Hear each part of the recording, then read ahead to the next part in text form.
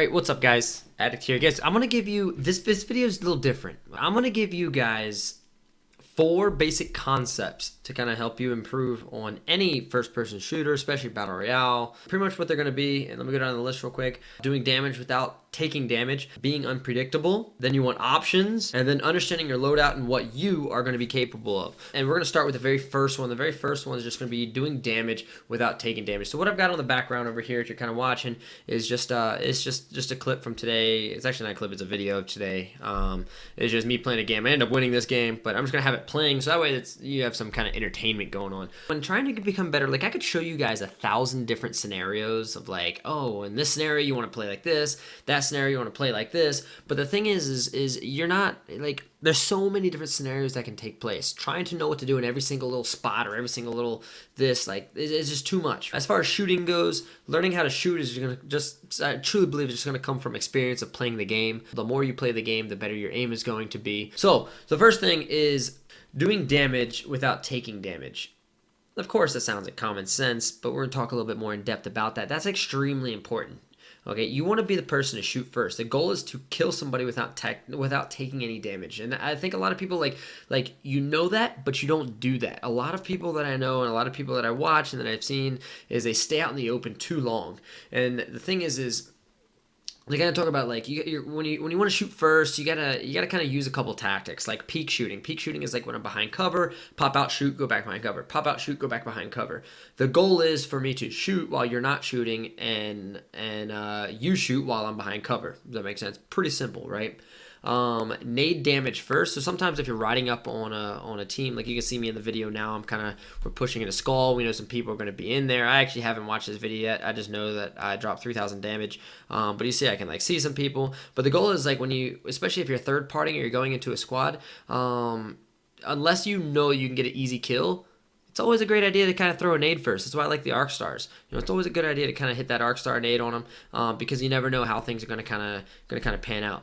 You know, then snipe first or get a knock first, especially in like league play or in elite queue or when rank's going to be coming out. Is you don't want to just like dive into a team of 3, right? So like utilizing with elite queue, the snipers have become very popular because you're able to play at these distances. You don't want to risk anything, so you're trying to get a knock and then you can dive in, right?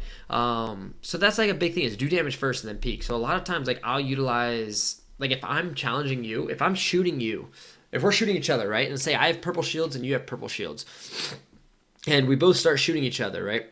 We both could challenge each other and keep shooting until something happens. So that's the next topic there, is, or next little subtopic, is just don't shoot till something happens. Use guerrilla type tactics. Too many people I see, they shoot and they'll keep shooting until either they get knocked or the other guy gets knocked, or until they run out of ammo. You don't have to do that. That's not very smart. Remember, don't break the rule.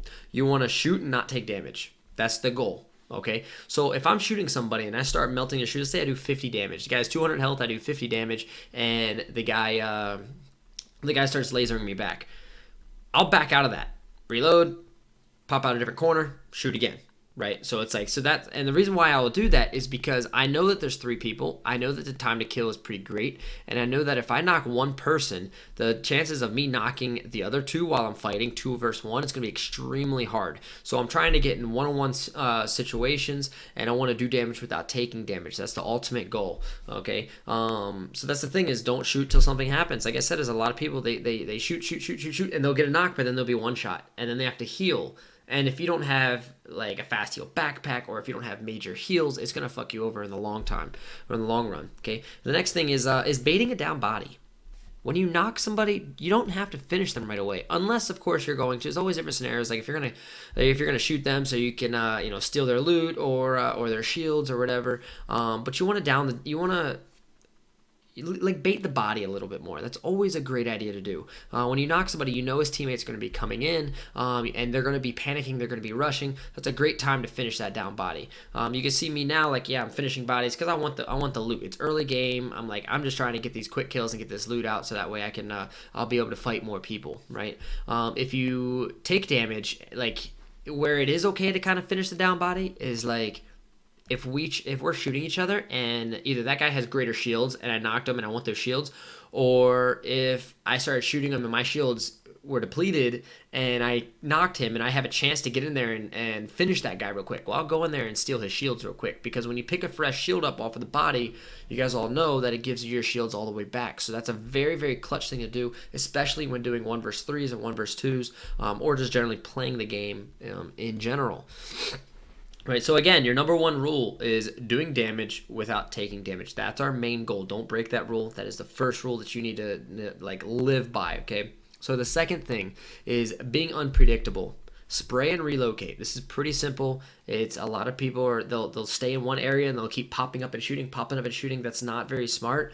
You want to spray and relocate. As I start shooting, I want to relocate. Start shooting again, relocate. Because I want this guy always have to adjust his aim. I don't want him to be able to hard scope right down where my head's going to be. I want him adjusting wherever I'm going, especially if the dude's using a powerful gun like a Kraber or a longbow or a wingman, something that does a lot of damage per bullet, right? So the third option now is we're going into options. Now options are huge. Options are huge in this, man. It's a higher skill gap positioning is pretty much what you want. And what I mean by that, what I mean by options is you want to be able to, you have to have map awareness, right? So you need to know the map a little bit. You want to be able to have escape routes. When you have escape routes, it's that way when things don't go as planned, you're taking damage, more people show up, a second party comes in, they try a third party your thing, then it's a great idea to kind of get out of there and just dip away, right? Having cover for peak shotting and healing, and knowing where your team is. If you can go behind, like if your team is in a different area and you're in a situation where if you go behind cover, you're going to get spammed with nades, or you go behind cover, they're going to ape you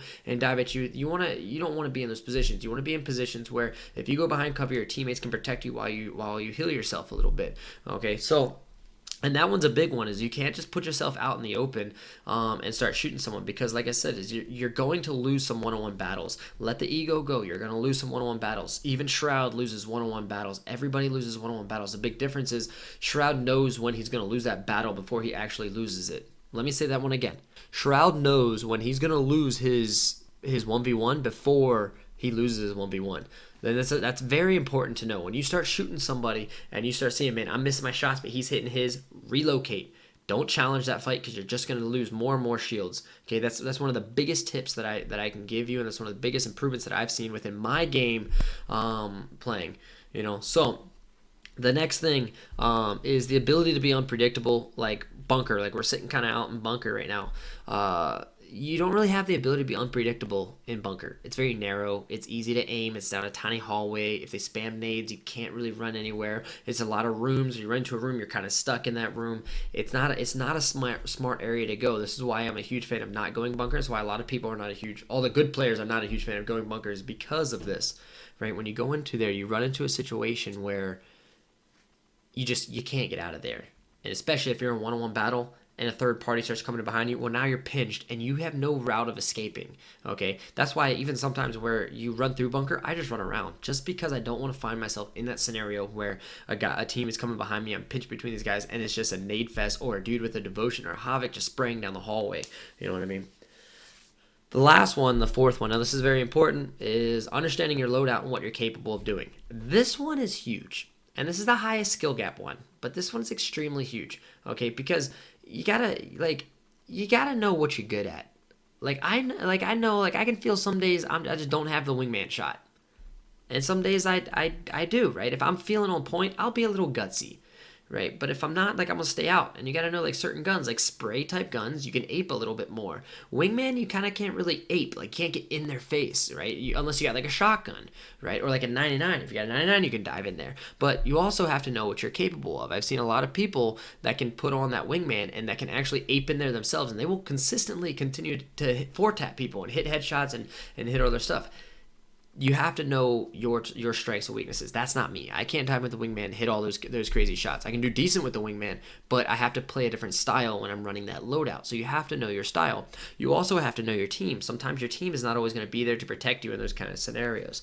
Okay. You also have to know how warmed up you are. Sometimes you're not really warmed up. If you're not really warmed up, play a little slower, right? Or knowing the type of game. You got to know what the type of game is. If we're talking about pubs where I'm just running around random guys, this is what pubs is, where it's not elite queue, it's not league play, it's not ranked. At this point, I'm just gonna sit there and play I'll play how I want. I'll dive in when I shouldn't dive in. I'll do crazy things because I'm looking for like clips, right? Whereas whereas in like ranked or elite queue, I'll play a little bit different, a little more passive, a little bit slower, right? I'm waiting for till I get that pick and then go dive in. And then you want to know your teammates' skill. Like, how well are your teammates? Are they going to be reactive to you? You know, when you start shooting, are they going to respond to you? Do you have to coordinate them? Like, for example, when I play with really good players, I really don't have to tell them much. They're kind of where I expect them to be. They're on me. But when I play with people that I'm usually not used to playing with, or people that are, maybe they have good aim, but they're just not the smartest players when it comes to game sense, those type of players, I will constantly tell them where I'm going, what I'm doing, and I'll actually tell them what to do.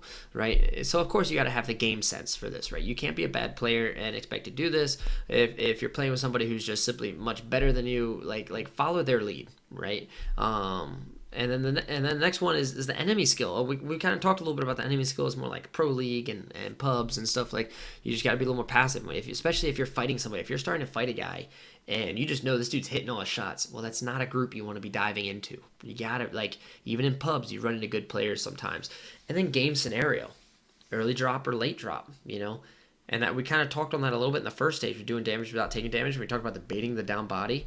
So it's like early game, I'll finish the dead body because I'll take like the whatever guns and ammo they have because you're lacking those things you need. Late game, like where I'm at right now in this scenario, if I kill somebody, I'm not gonna loot that guy unless I'm looting shields. But I'm not gonna loot that guy. I'm just gonna sit there and just kind of chill a little bit. You know what I mean?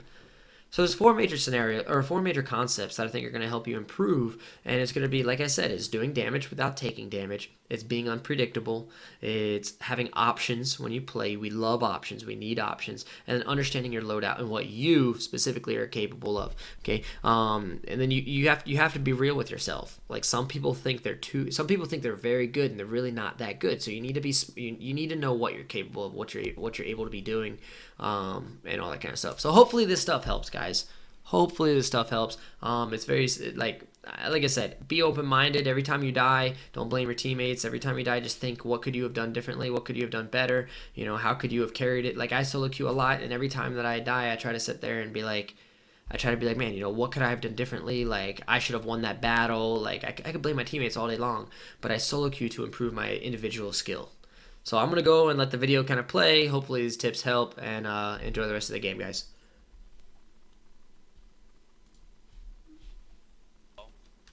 Yeah, he's going to try to pop out. Like, in? Get a Riz here. Alright, I'm going down in here. Got him. No shield on the Bangalore. Oh my god, there's a whole team here.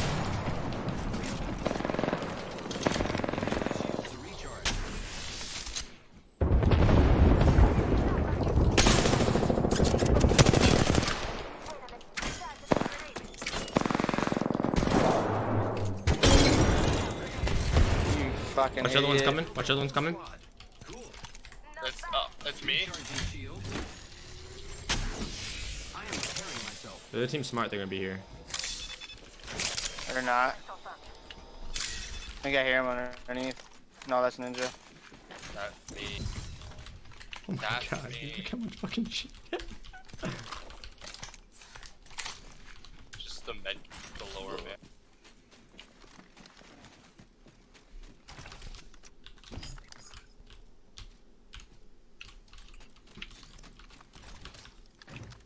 Are you okay with that? Everybody have at least level 3 helmets? Yeah. Far away there? That seems fighting. Or you're fighting. 124, 25, or 55. Yeah, on the ping, over there. I fucking decked the shit out of him, dude. Oh my god, that was so funny if I fucking knocked him from that. Oh my god, I would have fucking pooped my pants, dude. I don't know how many. I just know one had a Kraber and I fucking made love to his grandmother. He's got purple shields. And he's got a squad behind him. They're fighting another team. Yeah. There's a robot up top. I'm wrapping right on that squad that Robot's one shot over here. Right there. Yeah, they're not pushing in. They're playing like scared. The other team.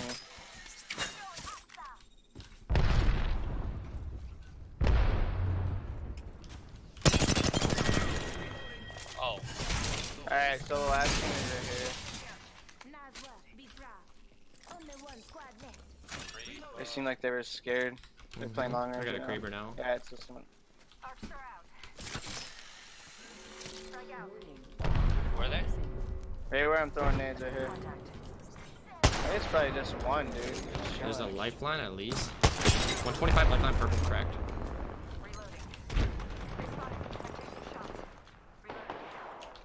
Knocked one. Last Okay. one's like. Nice. Yeah, baby. Yeah. Man, I'm just getting better and better every day at this game. I love it.